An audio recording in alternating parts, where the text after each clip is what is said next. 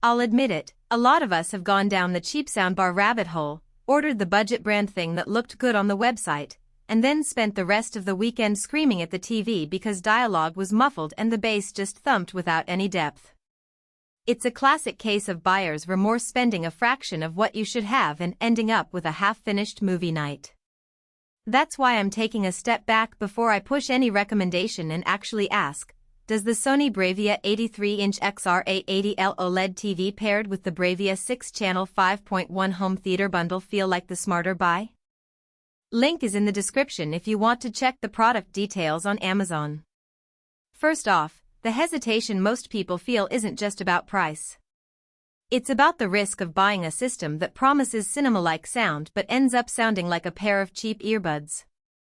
A 5.1 surround setup sounds amazing on paper, but you'll quickly discover whether it really works in your living room only after you sit down with a film that has a lot of dialogue-heavy scenes. Think a courtroom drama or a thriller with whispered conspiracies. If the voices still get lost under the wash of effects, you've probably wasted money. Sony's bundle tries to solve that problem by marrying an 83-inch OLED TV that uses its cognitive processor XR with a full 5.1 sound system, a central soundbar, a subwoofer, and 2 rear speakers. The OLED panel, as you'd expect from Sony, delivers deep blacks and vivid colors, which means the visual side of movie night is already pretty strong. The real test, though, is how the audio performs when you're actually watching something like Knives Out or the latest Marvel blockbuster. From the first few minutes of a test movie, the center channel really shines. The dialogue comes through crisp, almost as if the actors were sitting right next to you. That's a big jump from many of the cheaper soundbars where the mids get buried under the high-frequency sparkle. In practical terms, if you're a fan of series with fast-talking characters, think The Crown, or a sitcom with rapid jokes, the clarity you get here saves you from rewinding every other line. Bass performance is another common pain point. The included subwoofer is a separate unit, so it can be placed anywhere in the room, but you'll notice that it isn't a rumble machine that shakes the floor. Instead, it offers a controlled low end that adds weight to explosions and musical thunder without overwhelming the mids. If you're watching an action film with a lot of low-frequency effects, the sub will tighten those booms, but you won't get the Bass-Billy-Dintathools effect that some tiny soundbars try to fake with a single driver. In a medium-sized living room, roughly 1,215 feet across, the sub's output feels just right. In a larger great room, you might want to add a second sub or crank the volume higher, which could introduce a little distortion.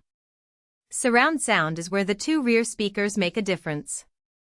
They're wireless, which means you can place them behind your couch without dealing with a tangle of cables. In a test of a classic 5.1 mix, say, Saving Private Ryan, the rear speakers give an authentic sense of direction.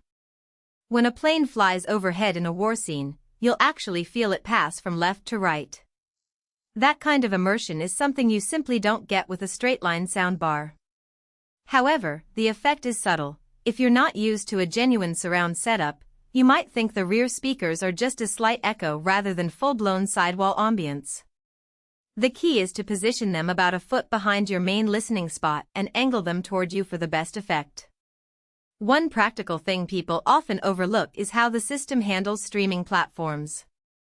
Sony's soundbar supports Dolby Atmos and DTS effects, which most modern services like Netflix, Disney Plus and Apple TV Plus can push to. In practice, when you watch an Atmos-enabled title, the soundbar pushes the height information through its upfiring drivers, resulting in a sense of overhead rain or a helicopter's whir. It's not a full-blown overhead speaker system, but it adds an extra layer that makes the experience feel more cinematic than a generic stereo set. The HDMI ARC connection to the TV is solid, and you won't have to constantly switch inputs. The TV's remote can control volume and power, which reduces remote friction, a small but appreciated convenience. Now, who should actually buy this bundle? If you already own a high-end TV and just need a modest upgrade in sound, this might be overkill. You'll pay for the TV's OLED panel despite already having a decent display. But for anyone stepping up from a 32-inch LCD or a basic LED set, Pairing the 83-inch OLED with a true 5.1 system offers a on-a-stop upgrade that feels more like buying a home theater than a TV. Families with kids who love animated movies, gamers who want accurate positional audio in titles like Call of Duty, and binge watchers of dialogue-heavy series will